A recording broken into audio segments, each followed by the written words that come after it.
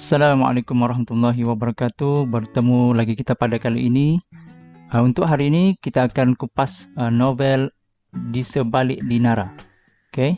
Novel ini merupakan novel Komsas tingkat 4 dan merupakan karya Dayang Noor.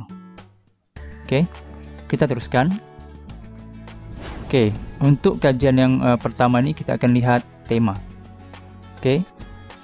Tema dapatlah diartikan sebagai idea dasar atau persoalan utama yang menjadi dasar penceritaan.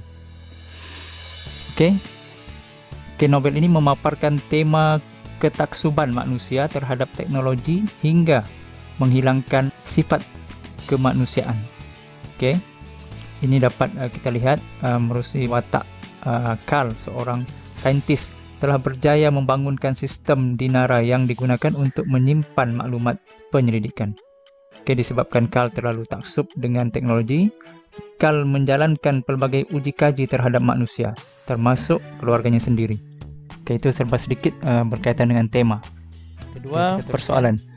Persoalan ialah suatu hal atau perkara kecil yang hendak diperkatakan dalam sesebuah karya sastra dan mempunyai kaitan dengan tema. Itu yang dimaksudkan dengan persoalan. Kita lihat persoalan yang pertama dalam novel ini, yaitu persoalan memelihara alam sekitar. Contohnya Carl, Dr. Maxi, Akram, dan Farisha sanggup menggunakan kenderaan awam walaupun mampu menaiki kenderaan sendiri supaya alam sekitar terpelihara.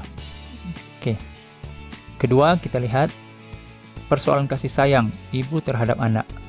Contohnya Marlene ataupun Medina yang berusaha untuk menyelamatkan Farisha daripada dipergunakan oleh Carl. Yang ketiga, kita tengok lagi persoalan kebijaksanaan dalam sesuatu bidang. Dapat dibuktikan dengan Carl, bijak dalam bidang sains. Seterusnya persoalan yang keempat, persoalan penghargaan terhadap daya inovasi seseorang. Dan ini juga merupakan satu persoalan dalam novel ini. Kita teruskan dengan plot. Sebelum itu, plot ialah suatu suasana, jalan cerita atau peristiwa yang digambarkan dan diceritakan berdasarkan sebab dan akibat. Binaan plot ialah cara cerita itu disusun mengikut bahagian, yaitu permulaan, perkembangan, klimaks, dan peleraian. Itu binaan plot. Kita lihat permulaan bagi cerita ini. Cerita dimulakan dengan memperkenalkan watak Farisha dan Akram yang berkenalan di kapal terbang, yaitu kapal terbang dari Senai ke KLIA. Itu permulaannya. Kita lihat perkembangan.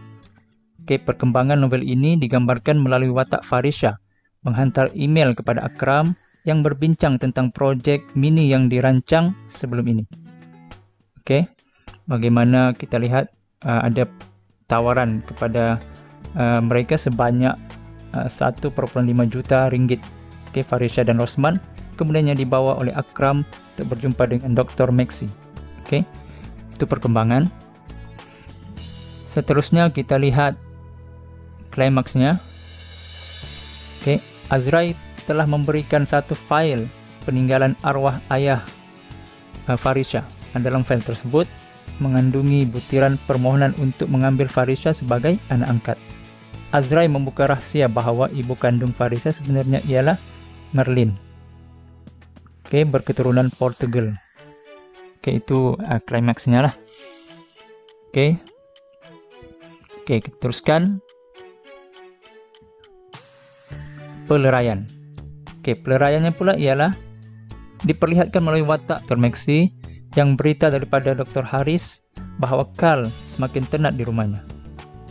Itu antaranya peleraiannya. Teknik plot. Teknik plot pula dikenali sebagai teknik penceritaan, yaitu bagaimana cara atau kepelbagaian cara yang digunakan untuk mempersembahkan sesuatu karya yang menarik. Itu teknik plot. Teknik yang pertama kita lihat pemberian. Oke, penulis menggunakan bahasa yang jelas untuk menggambarkan sesuatu peristiwa supaya mudah dipahami. Oke, teknik yang kedua, dialog atau percakapan. Ya, ini contohnya ada di sini, percakapan. Oke, teknik yang ketiga, monolog dalaman. Oke, bercakap dalam diri. Oke, seterusnya kita lihat teknik yang seterusnya, suspense.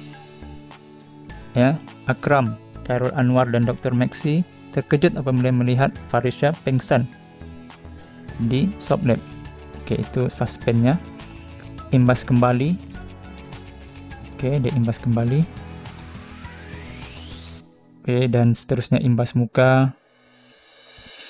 Oke, inilah antara teknik yang digunakan dalam novel ini. Oke, kita teruskan. Oke, watak dan perwatakan. Watak ialah sesuatu objek atau pelaku, sama ada manusia maupun makhluk lain seperti haiwan atau tumbuhan. Oke, itu watak. Perwatakan pula ialah pelukisan dan pemaparan atau penggambaran seseorang pelaku atau watak dalam sesuatu cerita sastra. Oke, itu perwatakan. Oke, kita teruskan. Watak utama ialah Farisha. Oke, wataknya dia berusia 26 tahun dan merupakan jurutera keselamatan sistem teknologi maklumat, anak Carl dan Merlin. Oke, itu antara serba sedikit dia punya watak.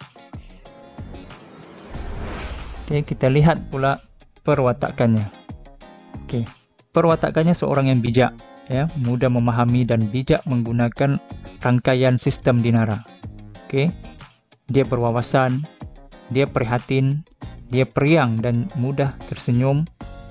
Oke, dan dia juga tabah menghadapi cabaran. Oke, itu antara perwatakan Farisha. Oke, seterusnya kita lihat watak sampingan Akram. Oke, Akram ialah manusia cyborg ciptaan Carl. Dia adik kandung kepada Carl. Dia kaki tangan di shop lab. Oke, dia seorang yang tampan. Oke, dia terencat akal. Perwatakan Akram ini, dia berperi kemanusiaan. Oke, dia bijak merancang strategi. Oke, dan dia juga lelaki yang cukup package. Oke, seterusnya dia bertanggung jawab menceritakan rahasia Farisha dan pembinaan program Dinara dan kewujudan beratus-ratus cyborg yang ada di shop lab. Oke, itu Akram. Oke, watak sampingan seterusnya Carl. Dia ayah Farisha. Dia suami Rusmina ataupun Alia. Dia berumur 60 tahun. Oke, menghidap penyakit kanser. Dia mengambil masa 20 tahun untuk mencipta teknologi. Dia bekerja sama dan dengan Merlin membangunkan proyek Dinara. Oke, itu serba sedikit dia punya watak sampingan. Oke, dia punya watak seterusnya ialah Merlin ataupun Medina. Ibu kandung Farisha, dia berketurunan Portugal, cantik dan berambut kerinting. Dia bersama-sama Carl membangunkan proyek Dinara. Dia seorang yang pendendam. Berdendam dengan Carl menyimpan microchip dalam badan Farisha. Oke, itu sedikit. Oke, seterusnya kita lihat latar. Latar ialah keterangan tentang keadaan masyarakat, tempat, dan masa terjadinya sesuatu peristiwa yang terdapat dalam sesuatu cerita. Oke, itu latar. Latar masa. Latar masa ialah semua jenis keterangan tentang sesuatu masa, peristiwa yang berlaku dalam sesuatu cerita. Masa ini meliputi aspek saat, ketika, waktu, jam, zaman, musim, maupun era. Oke. Oke, contoh dalam novel ini kita lihat yang pertama malam. Oke, latar malam. Carl menghabiskan nafas terakhir pada jam 7 malam. Oke, Farisha sampai ke apartemen pada jam 10 malam. Oke, itu latar masa malam. Seterusnya pagi. Oke, kita lihat juga di sini ada contohnya. Dan petang. Oke, petang. Bagaimana Shida bertemu dengan Dr. Maxi pada pukul 4:30 petang. Oke, seterusnya kita lihat pula latar tempat. Oke, latar tempat ialah semua jenis keterangan tentang keadaan, suasana, peristiwa, ciri-ciri dan sejarah di sesuatu tempat dalam cerita. Oke, itu latar tempat. Contohnya lapangan terbang Senai. Oke, ini huraiannya. Oke, seterusnya apartemen Farisha. Oke, itu huraiannya. Rumah Azrai. Hospital Putrajaya. Oke. Seterusnya latar masyarakat. Oke, latar masyarakat ialah semua jenis keterangan tentang keadaan, suasana, aksi, cara hidup, amalan, agama, pekerjaan, dan pemikiran masyarakat yang berada di sesuatu tempat dalam cerita. Oke, itu latar masyarakat. Oke. Yang pertama kita lihat masyarakat yang sentiasa bersyukur. Oke, contohnya ataupun huraiannya, Farisha bersyukur kerana dia dijadikan anak angkat dan membesar dalam keluarga Islam. Oke. Masyarakat yang penyayang, hubungan kasih sayang antara dua beradik yang cukup jelas antara Farisha dan Azrai. Oke, masyarakat yang bijaksana dalam bidang yang diceburi. Oke, contohnya Farisha seorang gadis yang sangat bijak dalam teknologi dan telah terbukti dalam menggodam sistem komputer dengan hebat. Oke, terusnya kita akan lihat nilai. Oke, nilai ialah nilai murni, sesuatu pemikiran atau tingkah laku positif seseorang yang dapat memberikan kesan baik dan teladan kepada orang lain. Oke, itu nilai. Oke, kita lihat nilai yang pertama dalam novel ini, kesyukuran. Oke, contohnya Farisha bersyukur kerana dia dijadikan anak angkat. Oke. Yang kedua, kasih sayang. Contohnya hubungan kasih sayang antara dua beradik yang cukup jelas antara Farisha dan Azrai. Oke, seterusnya kebijaksanaan. Farisha seorang gadis yang sangat bijak dalam teknologi dan telah terbukti dengan dapat menggodam sistem komputer dengan hebat. Oke, itu nilai. Dan kajian yang terakhir yaitu pengajaran. Pengajaran ialah suatu perutusan, amanat, peringatan, dan pedoman yang hendak diberitahu oleh pengarang kepada seseorang. Pengajaran juga merupakan unsur teladan yang ditetapkan oleh penulis dalam sebuah karya sastra. Oke. Pengajaran yang pertama ialah kita hendaklah gigih berusaha untuk memperoleh kejayaan walaupun menghadapi cabaran. Oke, contohnya Farisha sanggup menghadapi setiap rintangan kerana menjalankan tugas di Soblab. Pengajaran yang kedua, kita hendaklah ataupun kita mestilah menghormati dan menyayangi ibu bapa.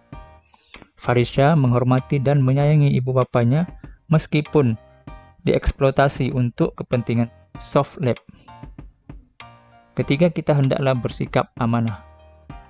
Contohnya Azrai memastikan keselamatan Farisha seperti yang diamanahkan kepadanya. Oke, itu antara huraian dan kajian dalam kupasan novel Di Sebalik Dinara. Oke.